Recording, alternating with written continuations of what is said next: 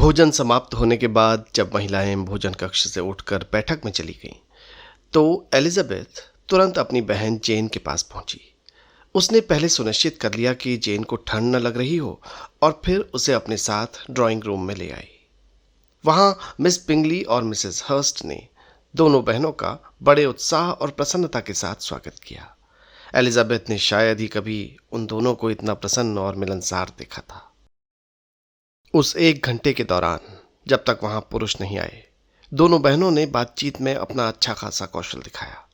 वे किसी मनोरंजन या सभा का बहुत बारीकी से वर्णन कर सकती थीं, किसी घटना को बड़े मजेदार ढंग से सुना सकती थीं और अपने परिचितों की आदतों और कमजोरियों पर इतनी स्वतंत्रता से हंस सकती थीं कि उनकी बातचीत सुनना अपने आप में मनोरंजक था। एलिजाबेथ को उनके साथ बातचीत करने में कोई कठिनाई नहीं हुई, लेकिन जैसे ही पुरुष कमरे में आए, वातावरण कुछ बदल गया। अब जेन कमरे में सबसे महत्वपूर्ण व्यक्ति नहीं रही। मिस बिंगली की आंखें तुरंत मिस्टर डार्सी की ओर उठ गईं। डार्सी ने अभी कुछ ही कदम आगे बढ़ाए थे कि वो उससे बातचीत करने के लिए आगे बढ़ गई। मिस्टर डार्सी ने जेन को देखकर शिष्टतापूर्वक उनके स्वस्थ होने पर बधाई दी। मिस्टर हर्स्ट ने भी हल्का सा सिर झुकाकर कहा कि उन्हें जेन के स्वस्थ होने की खुशी है। लेकिन जिस गर्मजोशी और उत्साह से मिस्टर बिंगली ने जेन का स्वागत किया, वो इन दोनों के व्यवहार से बिल्कुल अलग था। उसके चेहरे पर वास्तविक प्रसन्नता थी। वो जेन के स्वास्थ्य को लेकर इतना चिंतित था कि अगले कुछ समय तक उसका पूरा ध्यान इसी बात पर रहा कि उसे किसी प्रकार की असुविधा न हो। सबसे पहले उसने आग में और लकड़ियां डलवाईं ताकि कमरे में पर्याप्त गर्मी बनी रहे और जेन को भोजन कक्ष से इस कमरे में आने के कारण ठंड न लगे। फिर उसने आग्रह किया कि जेन आग के दूसरी ओर बैठ जाए ताकि वो दरवाजे से आने वाली ठंडी हवा से दूर रहे। जेन ने मुस्कुराकर उसकी चिंता स्वीकार की। एलिजाबेथ ये सब देख रही थी। उसके मन में अपनी बहन के लिए खुशी हुई। उसे अब इस बात में बहुत कम संदेह रह गया था कि मिस्टर बिंगली जेन के प्रति केवल सामान्य शिष्टाचार नहीं दिखा रहे थे, उनकी चिंता में कुछ अधिक था। मगर कमरे में एक और व्यक्ति था जो एलिजाबेथ के ध्यान से बच नहीं रहा था, मिस्टर डार्सी। वो सामान्य रूप से शांत बैठा था, लेकिन उसकी निगाहें कभी कभी एलिजाबेथ की ओर उठ जाती। एलिजाबेथ ने 1-2 बार उसकी ओर देखा, लेकिन हर बार उसे यही लगा कि डार्सी के चेहरे पर वही गंभीर और कुछ कुछ कठोर भाव है। वो उसके बारे में अपनी राय बदलने के लिए अभी तैयार नहीं थी। मिस बिंगली ने इस बातचीत का रुख अपने पसंदीदा विषयों में से एक की ओर मोड़ दिया। वो मिस्टर डार्सी से बात करने लगी और बार बार ऐसी बातें कहती जिनसे ये स्पष्ट होता था कि वो उनकी प्रशंसा प्राप्त करना चाहती है। एलिजाबेथ चुपचाप उन्हें देखती रही। उसे यह व्यवहार कुछ मनोरंजक लगा। मिस बिंगली कभी डार्सी की ओर देखती, कभी उसके विचारों से सहमत होती और कभी अपनी किसी बात पर उसकी प्रतिक्रिया जानने की कोशिश में रहती। लेकिन डार्सी का ध्यान उतना उनके ऊपर नहीं था जितना वो चाहती थी। वो कभी कभी एलिजाबेथ की ओर देख लेता था। आखिरकार मिस बिंगली ने यह बात महसूस कर ली। उन्होंने मुस्कुराते हुए कहा, मिस्टर डार्सी, क्या आप मेरे साथ टहलना चाहेंगे? डार्सी ने पूछा। कहाँ? कमरे में ही, हमें कुछ देर चलना चाहिए। डार्सी ने कहा, देखिए, अगर आपकी चलने की इच्छा है तो मैं आपके साथ चल सकता हूं। दोनों कमरे में धीरे धीरे टहलने लगे। एलिजाबेथ उन्हें देख रही थी। मिस बिंगली चाहती थी कि डार्सी का ध्यान पूरी तरह उनकी ओर रहे। उन्होंने कुछ देर बाद कहा, क्या आपको नहीं लगता कि कमरे में घूमना बहुत अच्छा व्यायाम है?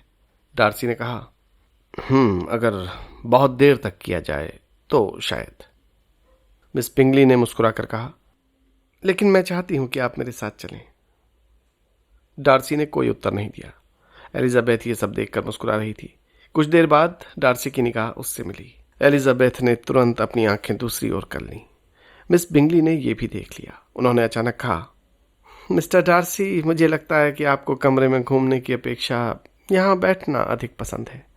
डार्सी ने कहा, क्यों? क्योंकि आप बार बार उसी दिशा में देखते हैं। एलिजाबेथ ने उनकी बात सुन ली। वो हल्के से मुस्कुराई। डार्सी ने शांत स्वर में कहा, मैं केवल बातचीत पर ध्यान दे रहा था। मिस बिंगली ने कहा, अच्छा। एलिजाबेथ ने इस स्थिति को और असहज होने से रोकने के लिए कहा, मुझे लगता है मिस बिंगली, आप मिस्टर डार्सी को बहुत कठिन प्रश्नों में डाल रही हैं। मिस बिंगली ने उसकी ओर देखा। क्या आपको ऐसा लगता है? हाँ, देखिए, वो इतने गंभीर व्यक्ति हैं कि उन्हें ऐसे प्रश्नों के उत्तर देने की आदत नहीं होगी। डार्सी के चेहरे पर हल्की मुस्कान आई। शायद आप मुझे गंभीर समझती हैं, एलिजाबेथ ने कहा। मुझे इसके विपरीत अभी तक कोई प्रमाण नहीं मिला। मिस्टर बिंगली, जो पास ही बैठा था, हंस पड़ा। आप दोनों की बातचीत बहुत मनोरंजक है, एलिजाबेथ ने कहा। तो फिर आपको हमें और बातचीत करने का अवसर देना चाहिए। डार्सी ने उसकी ओर देखा। इस छोटी सी बातचीत में कुछ ऐसा था जो उसे आकर्षित कर रहा था। एलिजाबेथ के साथ बात करते समय उसे ऐसा नहीं लगता था कि वो किसी औपचारिक सामाजिक मुलाकात में बैठा है। वो उससे बिना झिझक बात करती थी। वो उसके पद या संपत्ति से प्रभावित होकर अपने शब्द नहीं बदलती थी, और यही बात डार्सी के लिए असामान्य थी। वो ऐसी महिलाओं का अभ्यस्त था जो उसके सामने अत्यंत सावधानी से बोलती थी। एलिजाबेथ ऐसी नहीं थी। वो उसे चुनौती देती थी। उसकी बातों में हास्य था, और कभी कभी उसके उत्तर इतने अप्रत्याशित होते कि डार्सी स्वयं को मुस्कुराने से नहीं रोक पाता। उधर एलिजाबेथ अभी भी उसे समझने की कोशिश नहीं कर रही थी। उसके लिए डार्सी बस एक ऐसा व्यक्ति था जिसे अपने धन और सामाजिक स्थिति पर अत्यधिक गर्व था। उसकी पहली धारणा अभी भी मजबूत थी, लेकिन जेन की स्थिति को देखकर एलिजाबेथ का मन इन बातों में अधिक देर तक नहीं लगा। वो अपनी बहन के पास जाकर बैठ गई। जेन ने धीरे से पूछा, क्या मैं आप पहले से ठीक लग रही हूँ? एलिजाबेथ ने मुस्कुरा कर कहा, हाँ, लेकिन तुम्हें अभी आराम करना चाहिए। जेन ने कहा, मुझे लगता है कि मैं कल घर लौट सकती हूँ। एलिजाबेथ ने उसका हाथ दबाया। अगर तुम ठीक महसूस करोगी तो हम लौट जाएंगे। लेकिन उस रात उन्हें अभी ये नहीं मालूम था कि घर लौटने की उनकी इच्छा उतनी सरलता से पूरी नहीं होने वाली थी। मिस्टर बिंगली अभी भी चाहता था कि जेन कुछ और समय नेदरफील्ड में रहे, और अगले दिन दोनों बहनों के सामने एक और समस्या आने वाली थी। मिसेस बेनेट ने उनके लिए गाड़ी भेजने में जो अनिच्छा दिखाई थी, वो अब महत्वपूर्ण बनने वाली थी। इस बीच नेदरफील्ड की इस शाम ने एक और बात स्पष्ट कर दी थी। जेन और बिंगली के बीच स्नेह अब केवल एक संभावना नहीं रह गया था, और एलिजाबेथ और डार्सी के बीच, भले ही दोनों इसे स्वीकार न कर रहे हों, एक ऐसी जिज्ञासा जन्म ले चुकी थी जो आगे चलकर बहुत गहरी होने वाली थी।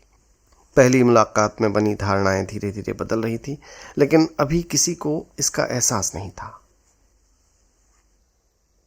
नेदरफील्ड में जैन के ठहरने के दिन धीरे धीरे बीत रहे थे। उसकी तबीयत अब इतनी सुधर चुकी थी कि उसे स्वयं भी लगने लगा था कि वो घर लौट सकती है।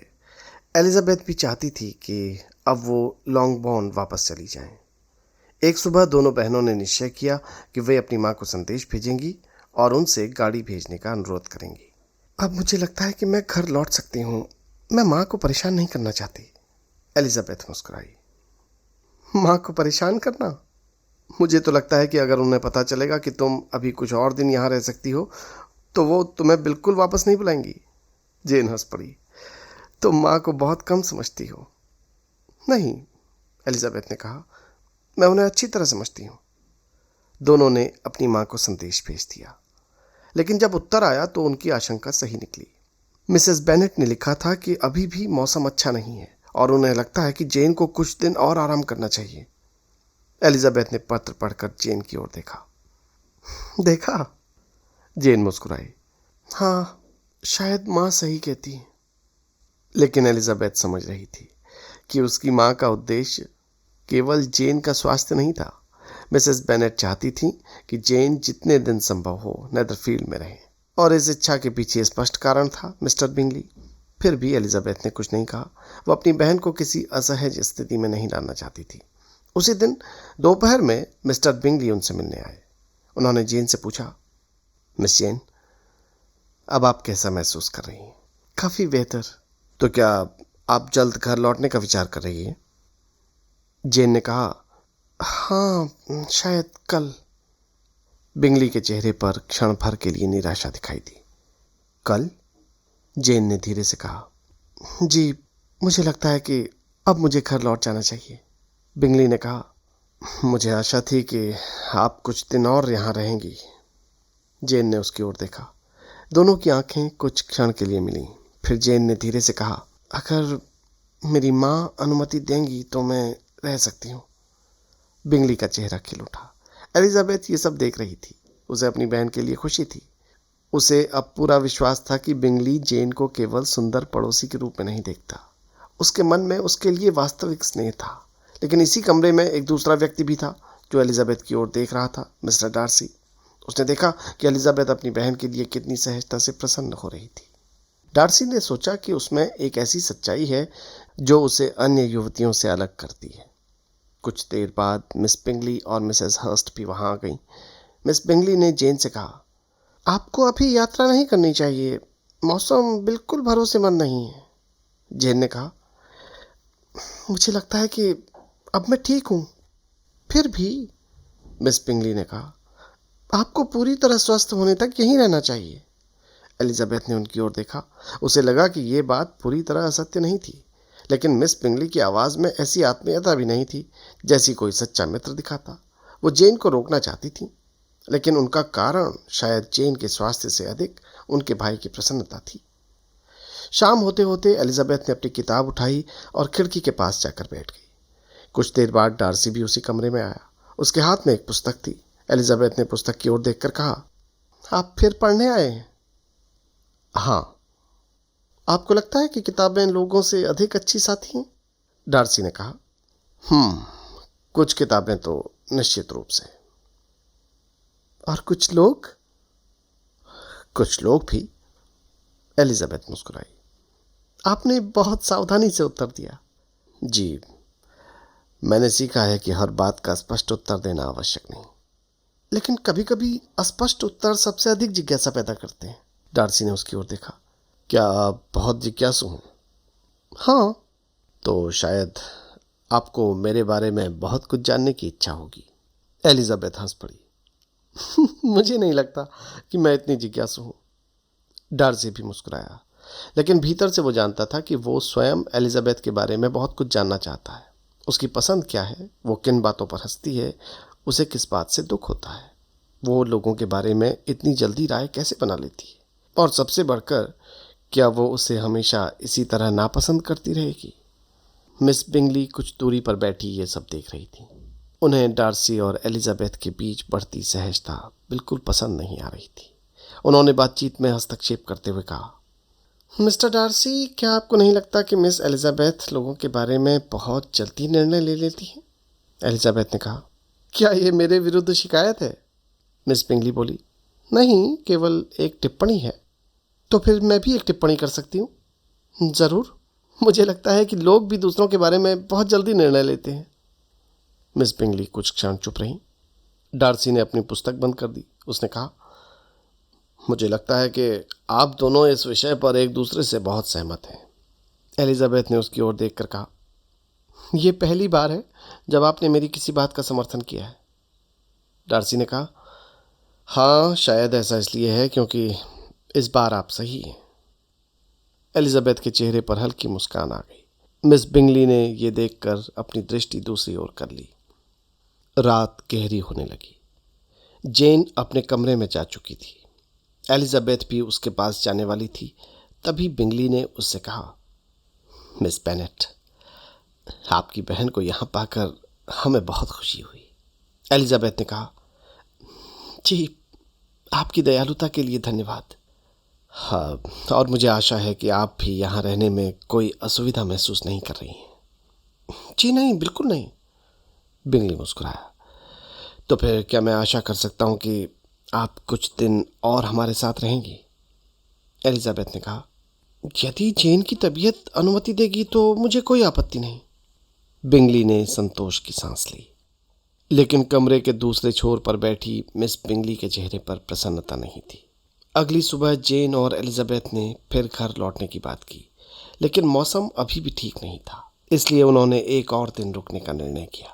ये छोटा सा निर्णय आगे चलकर बहुत महत्वपूर्ण साबित होने वाला था, क्योंकि नेदरफील्ड में बिताया गया हर अतिरिक्त दिन जेन और बिंगली को एक दूसरे के और करीब ला रहा था। सुबह होते ही जेन और एलिजाबेथ ने घर लौटने की तैयारी शुरू कर दी, लेकिन मिस्टर बिंगली उन्हें इतनी जल्दी जाने देने के लिए बिल्कुल तैयार नहीं थे। उन्होंने बार बार आग्रह किया कि वे कुछ दिन और नेदरफील्ड में रुकें। आपको अभी जाने की क्या आवश्यकता है? उन्होंने कहा, आप अभी पूरी तरह स्वस्थ भी नहीं हुई हैं। कम से कम कुछ दिन और रुक जाइए। मिसेस हर्स्ट ने भी जेन से रुकने का अनुरोध किया। आपको अभी यात्रा नहीं करनी चाहिए। मुझे लगता है कि आप पूरी तरह स्वस्थ नहीं हुई हैं। जेन ने मुस्कुराकर कहा, मैं अब बिल्कुल ठीक हूं, और सच कहूं तो मुझे लगता है कि घर लौट जाना ही मेरे लिए सबसे अच्छा होगा। मिस्टर बिंगली ने फिर कहा, देखिए, आप आज नहीं जा सकती, कल चली जाइए या फिर परसों, लेकिन आज जाना तो बिल्कुल उचित नहीं होगा। एलिजाबेथ ने हंसते हुए कहा, मुझे डर है कि मेरी माँ आपकी इस दयालुता को बिल्कुल स्वीकार नहीं करेंगी। यदि हम आज वापस नहीं पहुंचे तो वो शायद हमें लेने के लिए स्वयं यहाँ आ जाएंगी। मिस्टर बिंगली मुस्कुराए। तो फिर हमें उन्हें आने देना चाहिए। मुझे कोई आपत्ति नहीं होगी। एलिजाबेथ ने समझ लिया कि अब और बहस करने का कोई लाभ नहीं। आखिरकार ये तय हुआ कि वो उसी दिन लौटेंगे। जब उनकी गाड़ी तैयार हुई तब मिस्टर बिंगली स्वयं उन्हें बाहर विदा करने के लिए आए। उन्होंने एक बार फिर जेन से कहा, आशा है आप जल्द ही फिर यहाँ आएंगी। जेन ने विनम्रता से उत्तर दिया, जी शुक्रिया, मुझे भी यहाँ बिताया हुआ समय बहुत अच्छा लगा। कुछ ही देर बाद दोनों बहनें नेदरफील्ड से चल पड़ीं। रास्ते में एलिजाबेथ ने जेन से कहा, जेन, तुम्हें नहीं लगता कि मिस्टर बिंगली तुम्हें यहाँ रोकने के लिए कुछ ज्यादा ही उत्सुक थे? जेन ने मुस्कुराकर कहा, नहीं, वो केवल विनम्र थे। मुझे नहीं लगता कि उनकी बातों का कोई विशेष अर्थ निकाला जाना चाहिए। एलिजाबेथ ने सिर हिलाया। तुम हमेशा लोगों के अच्छे पक्ष को ही देखती हो, लेकिन मुझे तो लगता है कि उनकी रुचि केवल शिष्टाचार तक सीमित नहीं है। जेन आगे कुछ नहीं बोली। वो बिंगली के व्यवहार को लेकर अपने मन में कोई निश्चित धारणा नहीं बनाना चाहती थी। कुछ देर के बाद वो लॉन्गबॉर्न पहुंच गए। घर पहुंचते ही मिसेस बेनेट ने उन्हें देखकर राहत की सांस ली, लेकिन अगले ही क्षण उनका ध्यान इस बात पर चला गया कि जेन अब पूरी तरह स्वस्थ दिखाई दे रही है। उन्होंने कहा, ओह मेरी प्यारी जेन, तुम आ ही गई। मुझे तो डर था कि तुम वहां कई दिन और रुक जाओगी। फिर उन्होंने मिस्टर बिंगली के बारे में पूछना शुरू कर दिया। क्या मिस्टर बिंगली बहुत चिंतित थे कि तुम जा रही हो? जेन ने शांत स्वर में कहा, वो बहुत दयालु है माँ। उन्होंने हमें कुछ दिन और रुकने के लिए कहा था। मिसेस बेनेट के चेहरे पर तुरंत संतोष की चमक आ गई। मैं जानती थी कि वो तुम्हें पसंद करते हैं। एलिजाबेथ मुस्कुरा दी। जेन ने अपनी माँ को रोकते हुए कहा, माँ, उन्होंने केवल शिष्टाचारवश ऐसा किया। हमें उनकी बातों को इतनी गंभीरता से नहीं लेना चाहिए। लेकिन मिसेस बेनेट अपनी कल्पना में आगे बढ़ चुकी थी। शिष्टाचार? मैं सब समझती हूँ।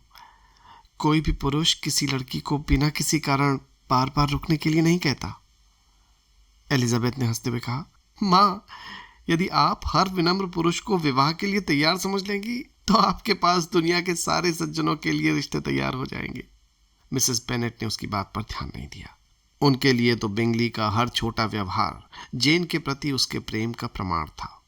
इस बीच जेन चुपचाप मुस्कुराती रही। वो अपनी माँ की कल्पनाओं का विरोध नहीं करना चाहती थी, लेकिन अपने मन में भी वो किसी निष्कर्ष तक नहीं पहुंची थी।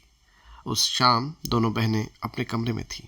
एलिजाबेथ ने अपनी बहन की ओर देखकर कहा, जेन, मैं तुम्हारे लिए सचमुच खुश हूँ। मुझे लगता है कि मिस्टर बिंगली तुम्हें पसंद करते हैं। जेन ने धीरे से उत्तर दिया, मैं उनके बारे में कुछ निश्चित नहीं कह सकती, और मैं ये भी नहीं चाहती कि हम उनके व्यवहार का गलत अर्थ निकालें। एलिजाबेथ ने मुस्कुराकर कहा, तुम्हारी यही आदत है। तुम किसी के बारे में तब तक बुरा नहीं सोचती जब तक उसके बुरे होने के 100 प्रमाण न मिल जाए। जेन हंस पड़ी। और तुम्हारी आदत है कि तुम किसी भी व्यक्ति को समझने में 5 मिनट भी नहीं लगाती। दोनों बहनें साथ साथ हंसने लगी। उनके बीच का स्नेह और विश्वास ऐसा था कि दुनिया की कोई भी बात उन्हें एक दूसरे से दूर नहीं कर सकती थी। नेदरफील्ड में जेन के ठहरने के दौरान लॉन्गबॉर्न में एक और महत्वपूर्ण घटना घट रही थी। एक सुबह मिस्टर बेनेट को एक पत्र मिला। पत्र उनके दूर के संबंधी मिस्टर कॉलिंस का था। मिस्टर कॉलिंस के बारे में परिवार पहले से परिचित था। वो उसी संपत्ति के उत्तराधिकारी थे जिस पर बेनेट परिवार इस समय रह रहा था। मिस्टर बेनेट की मृत्यु के बाद लॉन्गबॉर्न उन्हीं के अधिकार में जाने वाला था। इसलिए भले ही परिवार उन्हें बहुत निकटता से पसंद नहीं करता था, लेकिन उनका नाम बेनेट परिवार के भविष्य के साथ जुड़ा हुआ था। मिस्टर बेनेट ने पत्र खोला और पढ़ना शुरू किया। पत्र अत्यंत औपचारिक शैली में लिखा गया था। मिस्टर कॉलिंस ने लिखा था कि उन्हें ये जानकर बहुत प्रसन्नता हुई कि उनके सम्मानीय संबंधी मिस्टर बेनेट अब तक अच्छे स्वास्थ्य में हैं। उन्होंने अपने पत्र में अत्यंत विनम्र शब्दों में ये भी स्वीकार किया कि उनके बीच पहले कभी कोई विशेष परिचय नहीं रहा था, लेकिन अब उन्होंने निश्चय किया है कि इस कमी को दूर किया जाना चाहिए। उन्होंने बताया कि उन्हें हाल ही में एक महत्वपूर्ण पद प्राप्त हुआ है और वो अपने जीवन की स्थिति से संतुष्ट हैं। वो अपने संरक्षक, एक अत्यंत प्रतिष्ठित महिला की विशेष कृपा का उल्लेख करना भी नहीं भूले। उनके पत्र का बड़ा हिस्सा इसी बात को स्पष्ट करने में लगा था कि वो अपने जीवन में कितने भाग्यशाली थे और अपनी संरक्षिका के प्रति कितने कृतज्ञ थे। मिस्टर बेनेट ने पत्र पढ़ते पढ़ते अपनी मुस्कान रोकने की कोशिश की। मिसेस बेनेट ने तुरंत पूछा, किसका पत्र है? मिस्टर कॉलिंस का। ये नाम सुनते ही मिसेस बेनेट कुछ चिंतित हुई। वही जो हमारी संपत्ति का उत्तराधिकारी है? हाँ। वो हमसे क्या चाहता है? मिस्टर बेनेट ने कहा, अभी तो मैं स्वयं ये जानने की कोशिश कर रहा हूं। उन्होंने पत्र का अगला भाग पढ़ा। मिस्टर कॉलिंस ने लिखा था कि वो अपने संबंधियों से मिलने के लिए आने वाले हैं। उन्होंने ये भी कहा था कि उनके मन में अपने संबंधियों के प्रति कोई कटुता नहीं है, बल्कि वो परिवार के साथ मेल मिलाप करना चाहते हैं। मिसेस बेनेट ने राहत की सांस ली। अगर वो यहाँ आने वाला है तो उसे बहुत सावधानी से व्यवहार करना होगा। मिस्टर बेनेट ने मुस्कुराकर पूछा, क्यों? क्योंकि वो हमारी बेटियों के सामने कुछ भी ऐसा नहीं कह सकता जिससे उन्हें असुविधा हो। मिस्टर बेनेट ने कहा, देखो, मुझे नहीं लगता कि तुम्हें उसकी उतनी चिंता करनी चाहिए। फिर उन्होंने पत्र पढ़ना जारी रखा। मिस्टर कॉलिंस ने लिखा था कि वो अगले ही सप्ताह लॉन्गबॉर्न आने का इरादा रखते हैं। वो कुछ दिन अपने संबंधियों के साथ बिताना चाहते थे। पत्र के अंत में उन्होंने फिर अपने सम्मानीय संरक्षक का उल्लेख किया और उनकी उदारता की प्रशंसा की। मिस्टर बेनेट ने पत्र मोड़ दिया। मिसेस बेनेट ने उत्सुकता से पूछा, तो वो कब आ रहा है? अगले सप्ताह। हे भगवान! मिसेस बेनेट का चेहरा बदल गया। वो यहाँ क्यों आना चाहता है? मिस्टर बेनेट ने शांत स्वर में कहा, शायद इसलिए कि वो हमारे साथ संबंध सुधारना चाहता है। लेकिन वो हमें जानता तक नहीं। तो शायद अब जानना चाहता हो। मिसेस बेनेट कुछ क्षण चुप रही। फिर उन्होंने कहा, मैं समझ नहीं पा रही हूं कि वो हमसे चाहता क्या है। मिस्टर बेनेट ने मुस्कुराकर कहा, मुझे लगता है कि यही जानना तो मनोरंजक होगा। मिसेस बेनेट ने अपने पति की ओर देखा। तुम हर बात का मजाक क्यों बनाते हो? क्योंकि कुछ बातें मजाक के बिना सहना कठिन होता है। मिसेस बेनेट ने उनकी बात पर ध्यान नहीं दिया। उनके मन में अब केवल एक प्रश्न था, मिस्टर कॉलिंस आएगा तो वो उनकी बेटियों के साथ कैसा व्यवहार करेगा। उन्हें यह भी नहीं पता था कि मिस्टर कॉलिंस के आने से उनके परिवार के भीतर विवाह और संपत्ति को लेकर एक नया अध्याय शुरू होने वाला है। और सबसे बड़ी विडंबना यह थी कि जिस व्यक्ति को वो अपनी संपत्ति का उत्तराधिकारी मानकर पहले से ही नापसंद कर रही थी, वही व्यक्ति आने वाले समय में उनकी 5 बेटियों में से किसी एक से विवाह करने की इच्छा रखने वाला था। लेकिन उस समय तक किसी को इसकी कल्पना भी नहीं थी। मिस्टर बेनेट ने पत्र को फिर से देखा और मुस्कुराए। मुझे लगता है कि हमारे प्रिय मिस्टर कॉलिंस का स्वागत करने के लिए हमें तैयार रहना चाहिए। और इस प्रकार मिस्टर कॉलिंस के आगमन की भूमिका तैयार हो चुकी थी। मिस्टर कॉलिंस नियत समय पर लॉन्गबॉर्न पहुंच गए। दरवाजे पर उनका स्वागत स्वयं मिसेस बेनेट ने किया।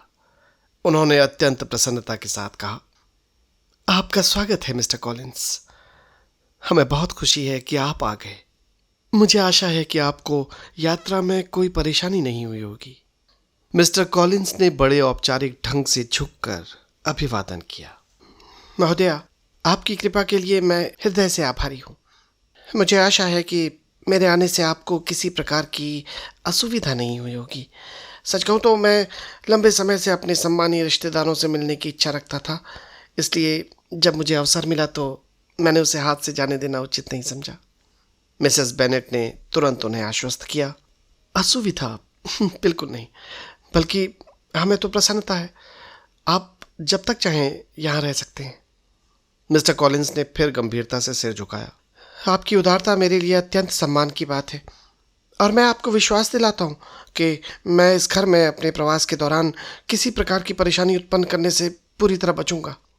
बैठक में पहुंचने के बाद मिसेस बेनेट ने अपनी बेटियों को बुलाया। मिस्टर कॉलिंस ने एक एक करके पांचों बहनों को देखा और प्रत्येक को अत्यंत औपचारिक शिष्टाचार के साथ अभिवादन किया। फिर उन्होंने कहा, महोदय, आप मुझे स्वीकार करना होगा कि आपकी पांचों बेटियां अत्यंत सुंदर हैं।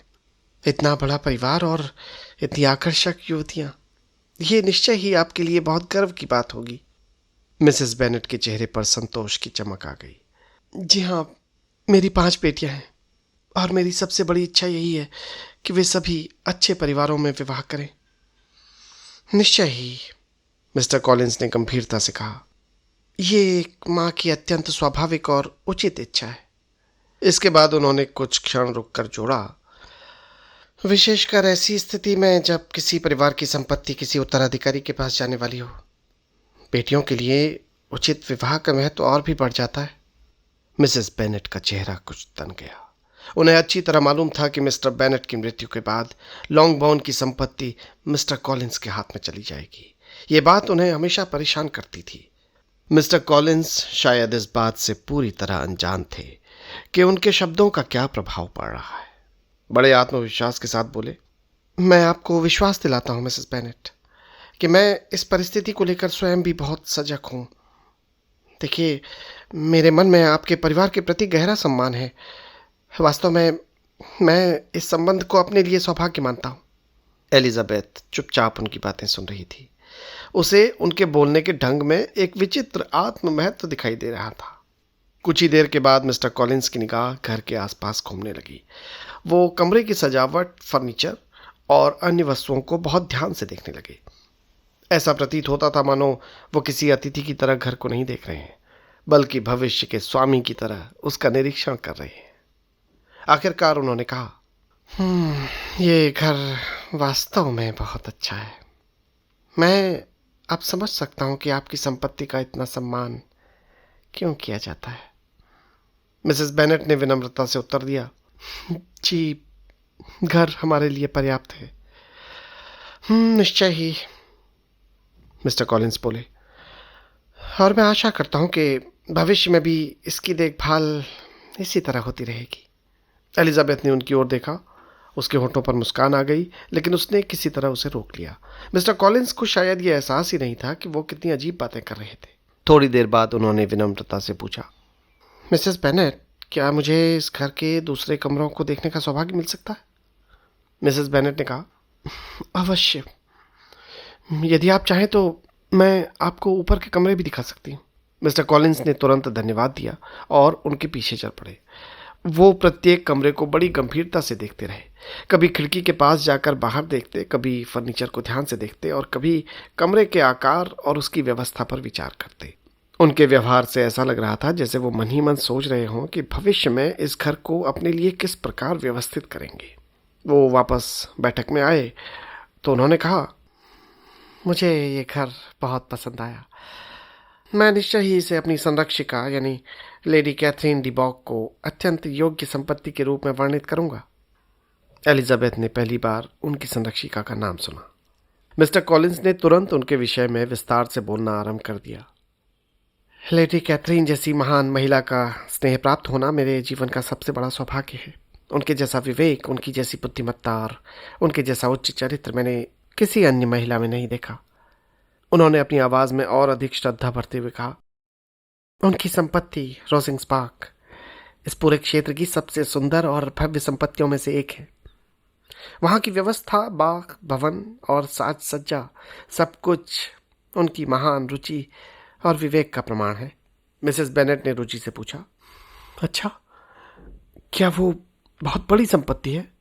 असाधारण रूप से बड़ी मिसेस बेनेट, और उनका घर इतना शानदार है कि मुझे विश्वास है कि आपने ऐसा दूसरा घर शायद ही कभी देखा होगा। इसके बाद वो लेडी कैथरीन की बेटी मिस डिबॉक के बारे में बताने लगे। उनकी इकलौती बेटी भी अत्यंत सुंदर और गुणवान युवती है। लेडी कैथरीन स्वयं उनके गुणों की प्रशंसा करती। यदि उनका स्वास्थ्य अच्छा होता तो वो समाज में अधिक सक्रिय रह पाती तब निश्चय ही उनका स्थान अत्यंत ऊंचा होता। एलिजाबेथ को लगा कि मिस्टर कॉलिंस को अपनी संरक्षिका और उनके परिवार की प्रशंसा करने में असाधारण आनंद मिलता है। वो मन ही मन सोचने लगी, यदि उन्हें अवसर मिले तो वो शायद पूरी शाम केवल लेडी कैथरीन की महानता का वर्णन करते रहेंगे। कुछ देर बाद मिस्टर बेनेट भी कमरे में आ गए। मिस्टर कॉलिंस ने उन्हें देखते ही अत्यंत गंभीर और औपचारिक ढंग से अभिवादन किया। सर मिस्टर बेनेट, मुझे आपसे मिलकर बहुत प्रसन्नता हुई। मैं लंबे समय से इस सौभाग्य की प्रतीक्षा कर रहा था। मुझे आशा है कि आप मेरे अचानक आ जाने से असुविधा महसूस नहीं कर रहे होंगे। मिस्टर बेनेट ने शांत स्वर में कहा, बिल्कुल नहीं, हमें खुशी है कि आप आए। मिस्टर कॉलिंस इस सरल उत्तर से अत्यंत प्रसन्न हुए। मिस्टर बेनेट, आपकी उदारता मेरे लिए बहुत सम्मान की बात है।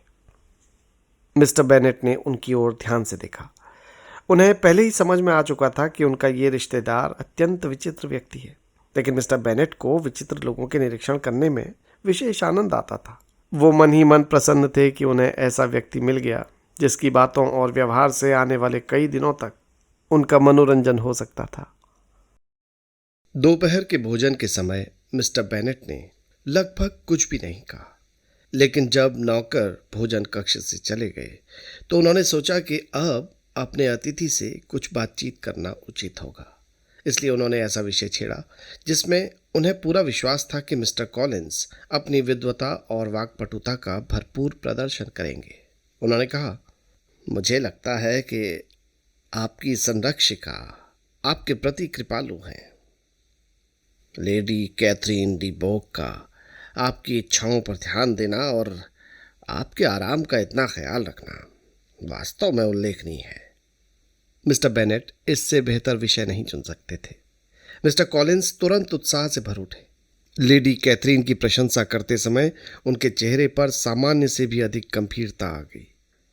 उन्होंने अत्यंत महत्वपूर्ण भाव बनाकर कहा, मुझे अपने जीवन में किसी उच्च पद पर आसीन व्यक्ति के व्यवहार में ऐसी उदारता कभी देखने को नहीं मिली।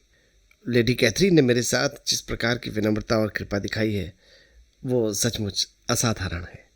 उन्होंने आगे बताया कि लेडी कैथरीन ने उनके द्वारा दिए गए दोनों उपदेशों को कृपापूर्वक सुना और उनकी प्रशंसा भी की थी। उन्होंने मुझे 2 बार रोसिंग्स में भोजन के लिए आमंत्रित किया है और पिछले शनिवार को तो उन्होंने विशेष रूप से मुझे बुलाया था, क्योंकि शाम के समय उन्हें क्वाड्रिल खेलने के लिए एक और व्यक्ति की आवश्यकता थी। मेरी मौसी ने मुझे स्वयं ये बात बताई थी। मिस्टर बेनेट ने गंभीरता से सिर हिलाया। निश्चय ही, ये आपके लिए बहुत सम्मान की बात है। मिस्टर कॉलिंस ने प्रसन्न होकर कहा, जी हाँ, और मैं आपको विश्वास दिलाता हूँ कि लेडी कैथरीन का व्यवहार केवल औपचारिक शिष्टाचार तक सीमित नहीं है। वो मेरे रहने के ढंग, मेरे घर की व्यवस्था और मेरे बगीचे तक में रुचि लेती हैं। उन्होंने आगे बताया कि लेडी कैथरीन ने हंसफर्ड के उनके घर की प्रशंसा की थी और विशेष रूप से बगीचे के बारे में कई उपयोगी सुझाव दिए थे। मिस्टर बेनेट ध्यानपूर्वक सुनते रहे, लेकिन उनके चेहरे पर छिपी हुई मुस्कान ये बता रही थी कि उन्हें अपने अतिथि की गंभीरता में कुछ हास्य दिखाई दे रहा है। मिस्टर कॉलिंस ने कहा, मिस्टर बेनेट, उनकी समझ और अनुभव अद्भुत है। मुझे लगता है कि यदि संसार में कोई ऐसी महिला है जो किसी दूसरे व्यक्ति को सही सलाह दे सकती है तो वो लेडी कैथरीन ही हैं। मिस्टर बेनेट ने पूछा, क्या वो आपको अपने विचारों से असहमत होने का भी अवसर देती हैं? मिस्टर कॉलिंस ने एक क्षण भर सोचा। हाँ, निश्चय ही, लेकिन जहाँ तक मेरा प्रश्न है, मैं उनके विचारों से असहमत होने का साहस बहुत कम ही करता हूँ। आखिर वो मेरी संरक्षिका हैं। मिस्टर बेनेट ने कहा, ये तो आपके विवेक का प्रमाण है। मिस्टर कॉलिंस इस प्रशंसा से बहुत प्रसन्न हुए। भोजन समाप्त होने के बाद सभी लोग ड्राइंग रूम में चले गए। वहाँ मिस्टर कॉलिंस ने कुछ देर तक पुस्तक पढ़ने का प्रयास किया, लेकिन कमरे में मौजूद छोटी बेटियों के लिए उनकी पुस्तक में कोई विशेष आकर्षण नहीं था। लिडिया कुछ ही देर में बेचैन हो उठी। वो कमरे में इधर उधर देखने लगी। फिर उसने अचानक कहा, मिस्टर कॉलिंस, क्या आपको लगता है कि मैरिटन में अधिकारी आज आए होंगे? उसकी बड़ी बहनों ने तुरंत उसे चुप रहने का संकेत दिया, लेकिन मिस्टर कॉलिंस इस व्यवधान से नाराज हो गए। उन्होंने अपनी पुस्तक एक ओर रख दी और कहा, मैंने अक्सर देखा है कि युवा लड़कियों की गंभीर पुस्तकों में बहुत कम रुचि होती है, जबकि ऐसी पुस्तकें विशेष रूप से उनके लाभ के लिए लिखी जाती हैं। लिडिया ने उनकी ओर देखा। मिस्टर कॉलिंस ने गंभीरता से आगे कहा, यह बात मुझे सचमुच आकर्षित करती है, क्योंकि निस्संदेह शिक्षा से बढ़कर उनके लिए लाभदायक और क्या हो सकता है। फिर उन्होंने पुस्तक बंद कर दी। लेकिन मैं अब अपनी युवा चचेरी बहन को परेशान नहीं करूंगा, ये कहकर वो मिस्टर बेनेट की ओर मुड़े। मिस्टर बेनेट, यदि आपको आपत्ति न हो तो मैं आपके साथ बैकगैमन खेलना चाहूँगा। मिस्टर बेनेट ने तुरंत प्रस्ताव स्वीकार किया। उन्होंने कहा, आपने बहुत बुद्धिमानी का काम किया। लड़कियों को उनके तुच्छ मनोरंजन के लिए छोड़ देना ही बेहतर है। मिसेस बेनेट और उनकी बेटियों ने लिडिया के व्यवहार के लिए अत्यंत विनम्रता से क्षमा मांगी। उन्होंने मिस्टर कॉलिंस से आग्रह किया कि वो अपनी पुस्तक फिर से पढ़ना शुरू कर दें और आश्वासन दिया कि लिडिया दोबारा उन्हें परेशान नहीं करेगी।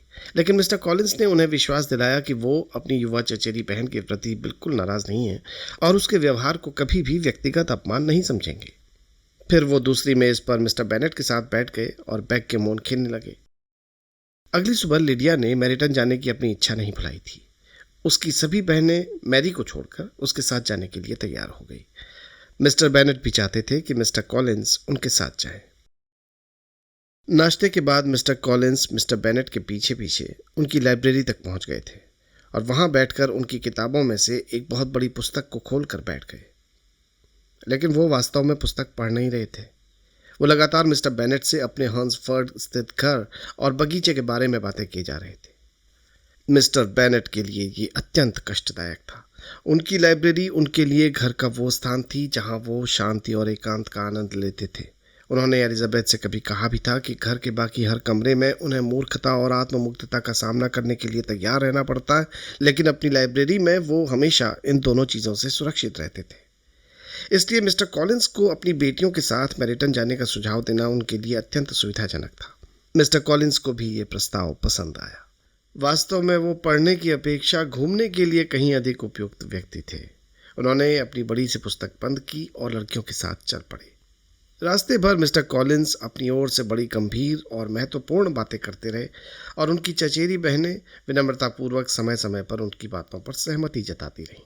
इसी तरह बातचीत करते हुए वे मैरिटन के निकट पहुंच गए। लेकिन नगर में पहुंचते ही छोटी लड़कियों का ध्यान मिस्टर कॉलिंस की बातों से पूरी तरह हट गया। उनकी आंखें सड़क पर इधर उधर घूमने लगीं। वे अधिकारियों को खोज रही थीं। किसी दुकान पर खिड़की में रखा कोई बहुत सुंदर टोपी या बिल्कुल नया मुस्लिन का कपड़ा ही उनका ध्यान कुछ क्षणों के लिए दूसरी ओर खींच सकता था। लेकिन तभी उनकी दृष्टि एक ऐसे युवक पर पड़ी जिसे उन्होंने पहले कभी नहीं देखा था। वो अत्यंत आकर्षक और शिष्ट दिखाई देता था। वो सड़क के दूसरी ओर एक अधिकारी के साथ चल रहा था। साथ चल रहा अधिकारी और कोई नहीं बल्कि वही मिस्टर डैनी था जिसके लंदन से लौटने के बारे में लिडिया जानना चाहती थी। डैनी ने उन्हें देखते ही सिर झुकाकर अभिवादन किया, लेकिन उसके साथ चल रहे अजनबी ने सबका ध्यान अपनी ओर खींच लिया। सभी लड़कियां उसकी सूरत और व्यक्तित्व से प्रभावित हुई। सबके मन में एक ही प्रश्न उठा, ये युवक कौन है? किट्टी और लिडिया ने निश्चय किया कि किसी भी तरह उन्हें ये पता लगाना ही होगा। वे सड़क पार करने लगी। उन्होंने ऐसा दिखाया कि जैसे उन्हें सामने की किसी दुकान से कोई वस्तु खरीदनी है। सौभाग्य से वे ठीक उसी समय फुटपाथ तक पहुंच गई जब वो दोनों सज्जन मुड़कर वापस उसी दिशा में आ रहे थे। अब वे एक दूसरे के बहुत निकट थे। लिडिया और किट्टी की उत्सुकता अपने चरम पर थी। अजनबी युवक ने भी उन्हें देखा। उसका व्यक्तित्व इतना आकर्षक था कि बेनेट बहनों के लिए अपनी जिज्ञासा को छिपाना कठिन हो गया। उन्हें अभी उसका नाम भी मालूम नहीं था, लेकिन आने वाले दिनों में उसका नाम पूरे परिवार की बातचीत का एक महत्वपूर्ण हिस्सा बनने वाला था। उस युवक का नाम था मिस्टर जॉर्ज विकम, और एलिजाबेथ बेनेट को अभी ये नहीं पता था कि ये आकर्षक और मिलनसार युवक उसके जीवन में एक ऐसी कहानी लेकर आने वाला है जो उसके और मिस्टर डार्सी के बारे में बने विचारों को गहराई से प्रभावित करेगी। कहानी अब एक नए पात्र के आगमन के साथ एक निर्णायक मोड़ लेने वाली थी।